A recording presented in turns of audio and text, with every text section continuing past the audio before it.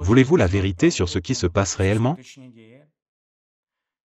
Avez-vous besoin de savoir que 2024 a été officiellement reconnu comme l'année la plus chaude depuis le début de l'observation des températures sur Terre? Avez-vous besoin de la vérité sur le fait que des experts et des docteurs en sciences dans divers domaines affirment que de nombreux événements météorologiques récents ayant battu des records sont alarmants et que nous devrions réfléchir à l'incapacité des modèles climatiques à prédire efficacement et à nous préparer à des impacts climatiques sans précédent sur la vie humaine? La question que j'ai posée dans la vidéo précédente, à savoir si vous voulez que nous, les bénévoles d'Allatra, continuions à dire la vérité sur les processus climatiques sur Terre qui ont gagné en puissance et en pouvoir au cours des dernières années et qui continueront inévitablement à progresser, a reçu une réponse significative de la part des gens. Dans les commentaires de cette vidéo et dans les messages personnels, il y a des opinions diverses. De nombreuses personnes écrivent que la vérité est importante, même si elle semble amère. D'autres continuent d'écrire des absurdités sur les théories du complot liées à HAARP, en particulier à la lumière des récents incendies en Californie. Dans ce dernier groupe de personnes, on trouve celles qui s'empressent d'accuser le gouvernement de tous les maux. Il s'agirait d'une conspiration mondiale visant à réduire la population et à permettre à quelqu'un de s'enrichir grâce à la vie humaine, par tous les moyens.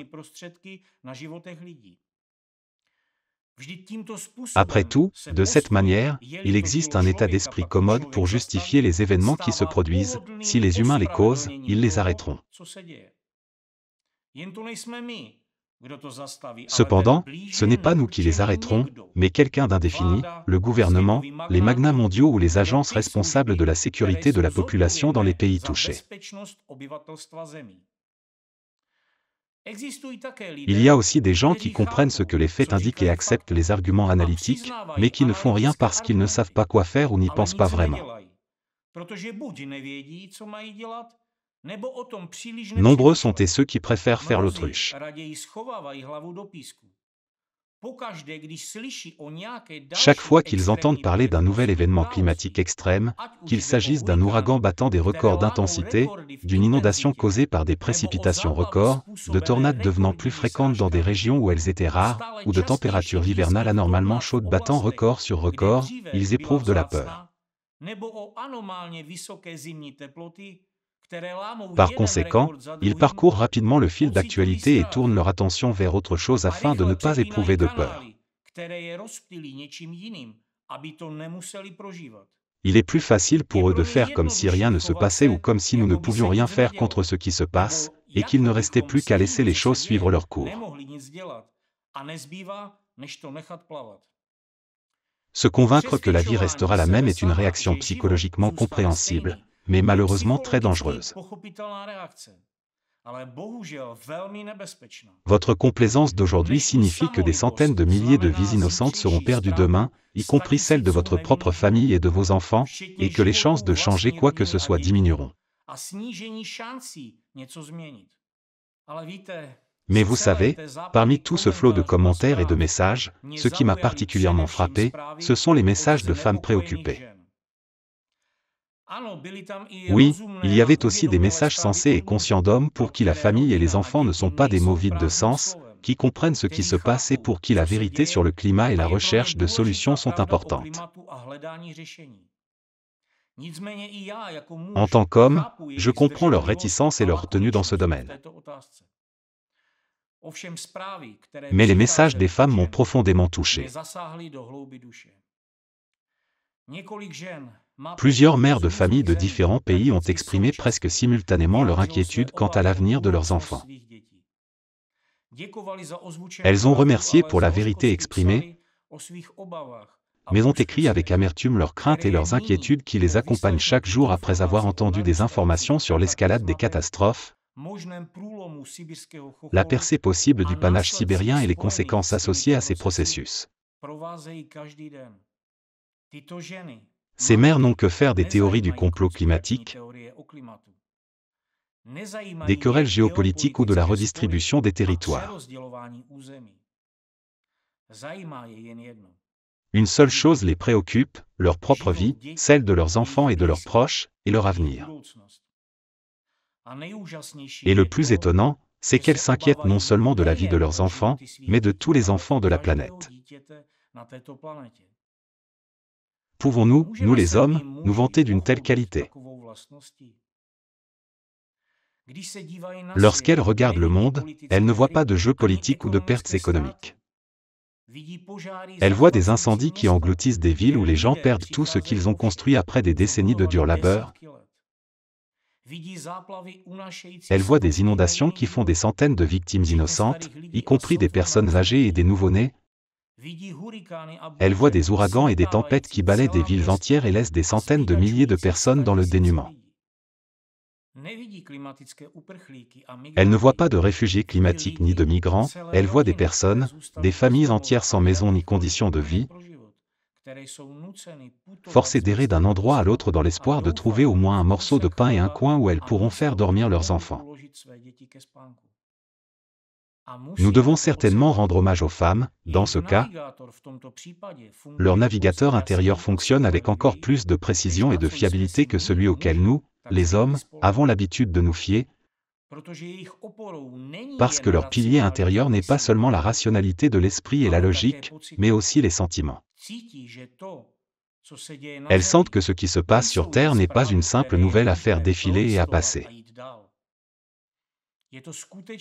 Il s'agit d'une menace réelle pour leurs familles, leurs enfants et leur avenir. Elles ne peuvent donc pas rester indifférentes, car l'indifférence est une trahison de ceux qui leur font confiance, aux mères, plus qu'à n'importe qui d'autre au monde. Les enfants sont la première et unique préoccupation des femmes. Ces femmes sont séparées par d'énormes distances sur la carte géopolitique du monde, mais la question qu'elles se posent tout au réveil ou lorsqu'elles s'endorment est la suivante. Que arrivera-t-il à nos enfants? Pouvons-nous leur garantir un avenir sûr? Comment pouvons-nous les protéger? Comment les regarder dans les yeux lorsqu'ils parlent de leurs rêves et de leurs projets d'avenir? Ces femmes craignent que leurs enfants grandissent dans un monde où les catastrophes et les menaces pour la vie deviennent la norme, alors que l'espoir d'un avenir sûr est un luxe. Elles se demandent non seulement comment protéger leurs enfants des ouragans, des inondations et des sécheresses, mais aussi comment préserver la vie sur notre planète. J'ai été tellement émerveillé par ces lettres que je n'ai pas réussi à dormir de la nuit. Ces lettres sont pleines de douleur et d'espoir. Pourtant, ces mères de famille ne se demandent pas qui est à blâmer. Elles demandent « Que puis-je faire ?» Elles ont exprimé leur compréhension de la nécessité urgente d'agir et de résoudre le problème du climat. Elles sont motivées par le désir d'agir et de lutter pour un avenir où leurs enfants pourront grandir, rêver et vivre sans crainte. Cependant, elles constatent qu'aujourd'hui, l'humanité n'est pas préparée aux menaces posées par les catastrophes climatiques et que la société n'est pas suffisamment consciente des méthodes d'intervention d'urgence dans de telles situations.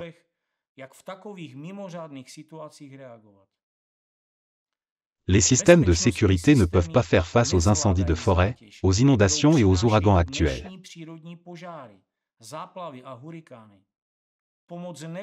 Les secours n'arrivent pas à temps et de nombreuses personnes meurent en attendant que quelqu'un vienne les sauver. Pourtant, il est absurde de blâmer qui que ce soit pour cela, car la sensibilisation du public à la situation climatique de la planète est notre responsabilité commune. Dans le même temps,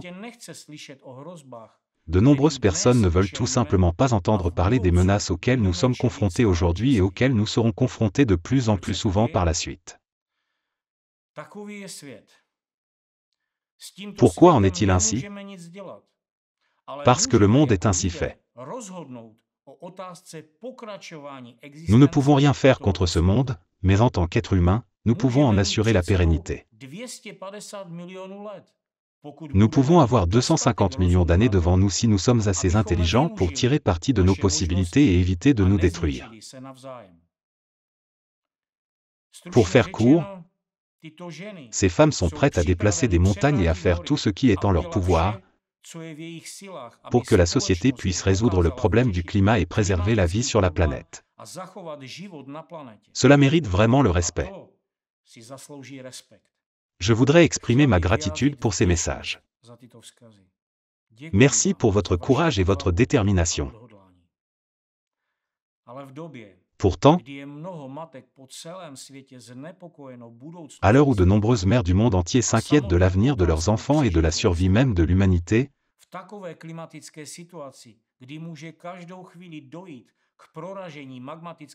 dans une situation climatique telle qu'à tout moment le foyer magmatique sous la Sibérie peut éclater et détruire toute vie sur la planète, au lieu de résoudre ce problème, les forces de l'ordre russes font tout pour fermer la bouche de ceux qui cherchent une solution. Utilisant les méthodes de manipulation nazies les plus inhumaines, le génie Dvorkin, qui se cache derrière l'Église orthodoxe russe, contrôle et incite le FSB russe à s'en prendre à des innocents et organise la persécution brutale, le harcèlement et la torture des bénévoles d'Allatra. Dites-moi, cette situation peut-elle être qualifiée de normale? Au lieu d'écouter ceux qui ne se contentent pas de fournir des prévisions, basées sur l'analyse à long terme des données d'observation du climat et qui se réalisent avec une précision mathématique. Au lieu d'écouter ceux qui proposent également des méthodes réalistes pour résoudre le problème,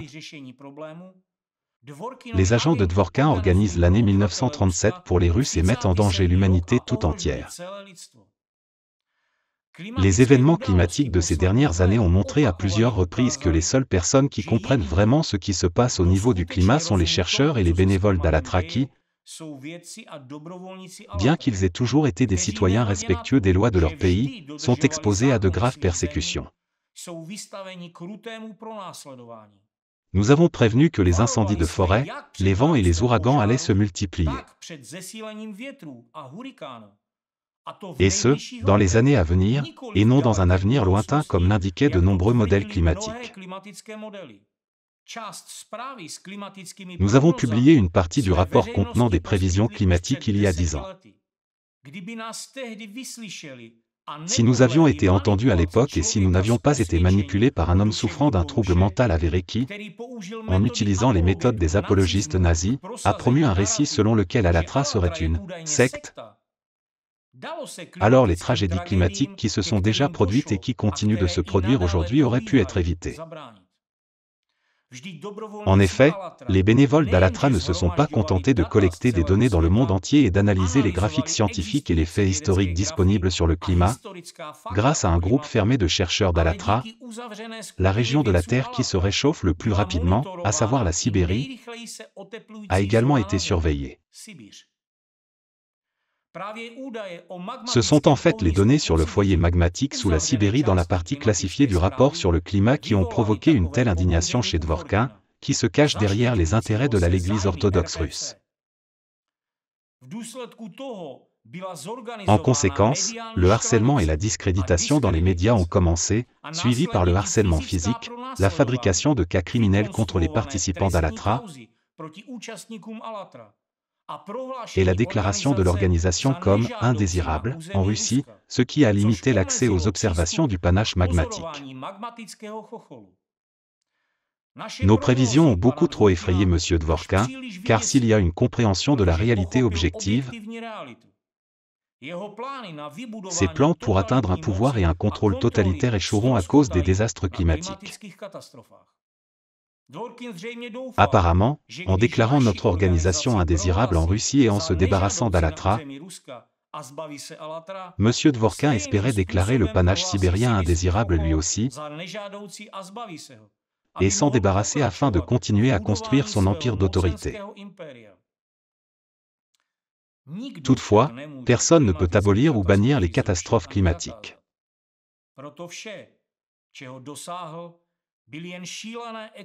Par conséquent, tout ce qu'il a obtenu, c'est un énorme préjudice économique pour la Russie en raison de l'arrêt d'un équipement expérimental qui avait un effet tangible réel sur la réduction du nombre croissant et de la gravité des catastrophes climatiques dans cette région. C'est précisément à cause de ces décisions que non seulement les bénévoles d'Allatra ont souffert et continuent de souffrir, mais aussi les citoyens de Russie ainsi que des milliards de personnes à travers le monde qu'il a mis en danger de mort. Bien que nous ayons proposé une solution claire et éprouvée à cette menace pour l'humanité, nous ne disposons aujourd'hui d'aucune donnée ni d'aucune capacité pour surveiller les changements dans les profondeurs souterraines de la Sibérie. Mais dites-moi, y a-t-il quelqu'un d'autre que nous qui s'occupe actuellement de ce problème? J'ai vu des commentaires dans lesquels les gens écrivaient que si quelque chose n'allait pas en Sibérie, les scientifiques russes l'auraient certainement annoncé. Alors dites-moi, où sont ces scientifiques? Ont-ils rapporté et expliqué ce qui se passe et ce à quoi il faut s'attendre? Bien que des données objectives indiquent un réchauffement rapide dans cette région. Et des centaines de personnes n'écrivent pas que cet hiver est anormalement chaud pour des villes sibériennes habituées à de fortes gelées à cette époque de l'année? Lisez leurs commentaires et posez-vous une question, les scientifiques russes ont-ils le droit de dire la vérité, même si elle est évidente? Quelqu'un a-t-il le droit d'ouvrir la bouche dans ce pays, à l'exception de Dvorkin et de son équipe? Nous avons fourni une solution claire sur le dégazage planifié du panache sibérien. Mais pensez-vous qu'ils le feront en Russie, alors qu'ils emprisonnent de nombreuses personnes, qu'ils montent de toutes pièces des affaires criminelles contre des citoyens innocents et qu'ils expulsent tous ceux qui tentent d'exprimer ne serait-ce qu'une parcelle de la vérité? Où sont ces gens? S'ils n'ont pas encore fui, ils sont en prison pour avoir dit la vérité. C'est en effet un retour à l'année 1937 des massacres communistes, mais multiplié par les brimades et les tortures de l'époque de la formation de l'Allemagne nazie.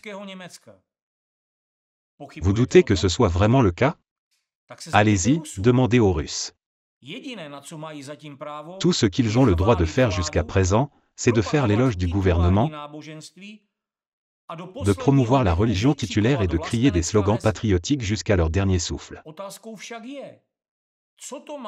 Mais la question est de savoir ce que le monde a à voir avec cela. Pourquoi l'humanité entière devrait-elle souffrir à cause d'un pays où un nazi aux ambitions de fureur, Dvorkin, a accédé au pouvoir? C'est leur pays, alors qu'ils y construisent le communisme ou ce qu'ils veulent. S'ils aiment être des esclaves, qu'ils le fassent. Mais pourquoi devons-nous tous souffrir à cause d'un idiot? Oui, il est peut-être le plus ingénieux, mais c'est un idiot. Et aura-t-il le temps d'atteindre le pouvoir qu'il s'obstine à rechercher?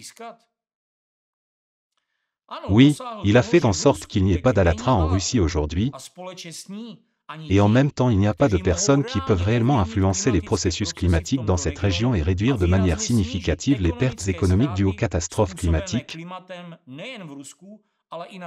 non seulement en Russie, mais dans le monde entier. Cependant, Dvorkin lui-même est loin d'être jeune. S'il a encore 10 ans devant lui, les vivra-t-il, compte tenu de la menace d'une éruption du panache sibérien à tout moment? L'homme qui est prêt à détruire le monde pour le pouvoir prendra-t-il la peine de se rendre compte de quelque chose?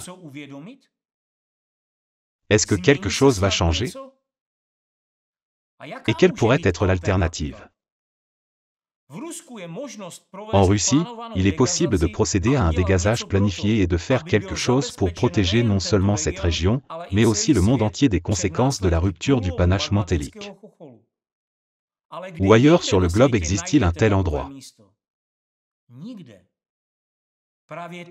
Nulle part. C'est actuellement notre plus grande menace. Aujourd'hui, de nombreux chercheurs du monde entier s'efforcent de trouver des solutions alternatives pour surmonter la crise climatique. Où sont ces solutions? J'ai eu beau le dire dans mes précédentes vidéos, et d'autres bénévoles d'Allatra ont eu beau dire aux gens de proposer leurs propres options et que nous sommes ouverts aux suggestions. Personne n'a encore rien proposé. Désolé, nous sommes désespérés, et jusqu'à présent nous n'avons pas trouvé de solution alternative au dégazage prévu du panache sibérien. Cette solution était en cours d'élaboration depuis de nombreuses années avant que nous ne l'exprimions dans la partie confidentielle du rapport sur le climat il y a 10 ans. Elle a été précédée par le travail de longue haleine de nombreuses personnes.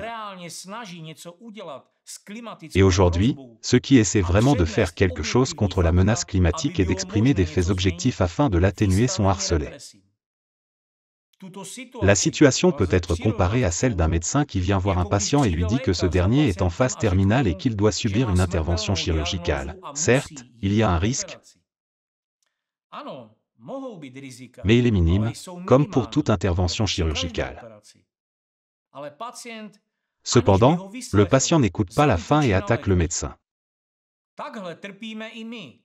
C'est exactement ce que nous vivons, car nous avons été confrontés à des crétins qui attaquent le médecin qui émet un diagnostic et un traitement possible pour cette maladie. Les patients ont décidé de rejoindre le Führer Dworkin pour faire revivre le nazisme. Au lieu d'écouter les médecins et d'agir, il est plus facile d'inciter le FSB à chasser ceux qui ont non seulement posé un diagnostic, mais aussi proposé un traitement de qualité. Étant membre de comité d'experts, M. Dworkin place ses agents partout. Ils ont créé des ordres secrets et des initiations, ils persécutent les gens sous des prétextes qu'ils ont eux-mêmes inventés. Ils ont pris le contrôle des autorités russes, créé un État dans l'État et étendu leurs tentacules dans le monde entier. En Europe, en Amérique et partout, les agents du Führer Dworkin répandent le nazisme, stigmatisant les gens comme des sectaires et des cultes, et se cachant derrière la liberté d'expression. Sous sa direction, on décide qui est un extrémiste et qui ne l'est pas. Des innocents sont malmenés et torturés. Nous pouvons donc dire franchement que la seule secte la plus terrifiante au monde est la secte de Dworkin, une secte dénuée d'esprit de nazisme et de fascisme qui ruine le destin de centaines de milliers de personnes. Savez-vous ce qui est le plus triste? Le climat se moque du nazisme, du communisme, de l'anticultisme ou de tout autre isme. Il ne s'intéresse pas à l'idéologie qui régnera sur le monde.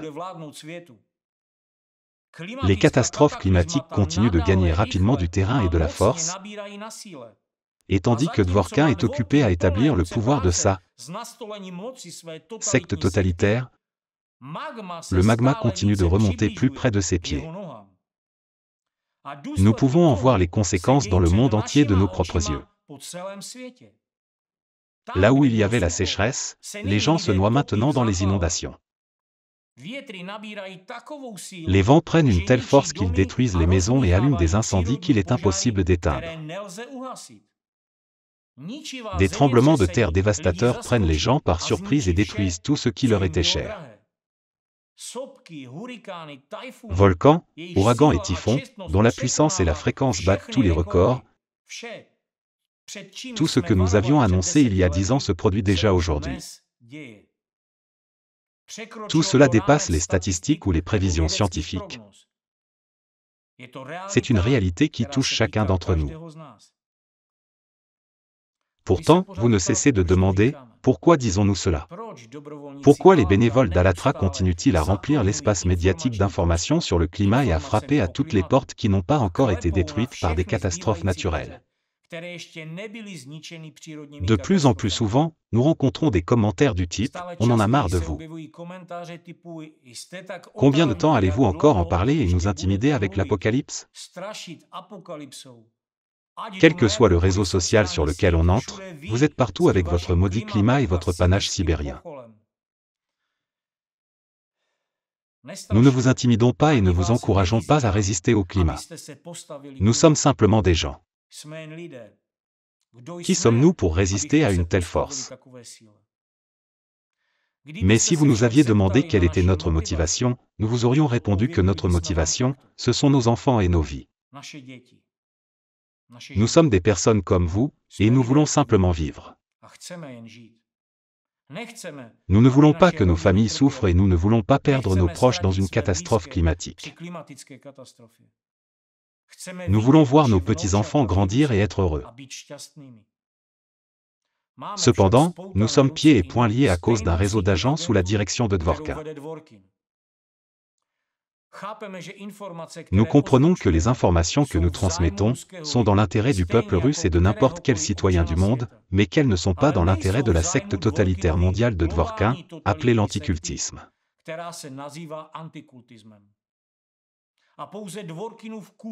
Seul le culte de Dvorkin en Russie empêche la prise de conscience de l'ampleur du problème et met en danger non seulement la Russie, mais le monde entier.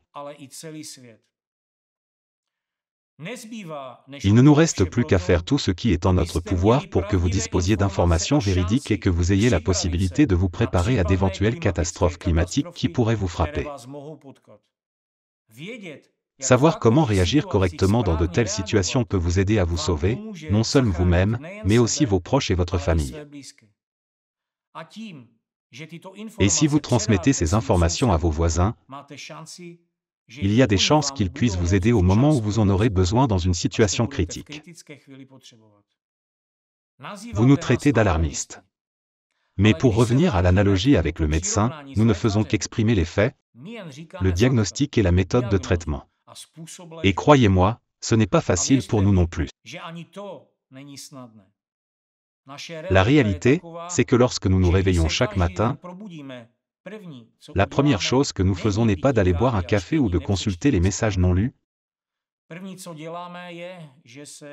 mais d'abord de regarder les applications qui suivent les tremblements de terre et les catastrophes naturelles dans le monde.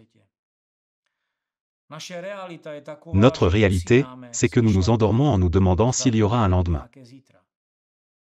Aujourd'hui encore, au moment où je tourne cette vidéo, les notifications de cette application ne sont pas désactivées sur mon téléphone. Pendant que je vous raconte tout cela, une idée me trotte dans la tête: combien de tremblements de terre de magnitude 5 ou plus se sont-ils produits pendant cette période? Y a-t-il eu des ouragans? En fait, nous sommes passés d'un stade où nous étions effrayés par le nombre de puissants tremblements de terre quotidiens, à un stade où nous sommes effrayés lorsque peu d'entre eux se produisent, car cela pourrait signaler que l'énergie s'accumule à l'intérieur de la Terre et que, tôt ou tard, un tremblement de terre d'une magnitude beaucoup plus élevée pourrait se produire. La seule question est de savoir où il se produira. Vous vous demandez peut-être pourquoi je dois savoir cela si ma région n'est pas considérée comme vulnérable sur le plan sismique? Parce qu'il n'y a plus de région sismiquement sûre. Les tremblements de terre peuvent survenir n'importe où, même dans la région où vivent mes enfants et mes petits-enfants. C'est la motivation principale qui nous anime, nous les bénévoles d'Allatra,